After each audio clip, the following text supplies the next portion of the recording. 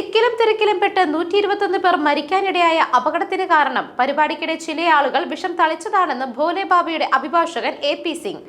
വിഷം തളിച്ച ശേഷം അവർ സ്ഥലം വിട്ടതായും മുൻകൂട്ടി ആസൂത്രണം ചെയ്ത ശേഷം അവർ പദ്ധതി നടപ്പിലാക്കുകയായിരുന്നുവെന്നും അഭിഭാഷകൻ AP സിംഗ് പറഞ്ഞു.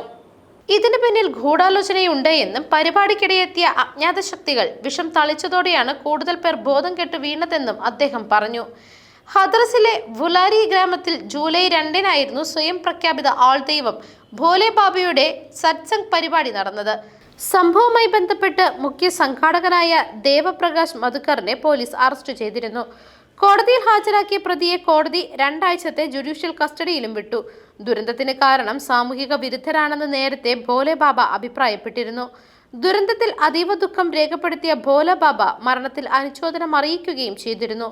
ഈ വേദന താങ്ങാനുള്ള ശക്തി ദൈവം നിങ്ങൾക്ക് നൽകട്ടെ എന്നും സാമൂഹിക വിരുദ്ധരെ സർക്കാർ വെറുതെ വിടില്ല എന്നും ഭോലെ ബാബ പ്രതികരിച്ചു. 80,000 പേരെ പങ്കെടുപ്പിക്കാൻ അനുമതിയുണ്ടായിരുന്ന പരിപാടിയിൽ 2.5 ലക്ഷം പേർ പങ്കെടുത്തുവെന്നാണ് കണ്ടെത്തൽ. ആൾദൈവത്തിന്റെ കാറിന്റെ അടിയിലെ മണ്ണെടുക്കാനുള്ള ശ്രമത്തിനിടയിലാണ് തിക്കിലും തിരക്കിലും പെട്ട് 121ഓളം പേർക്ക് ജീവൻ നഷ്ടപ്പെട്ടത്.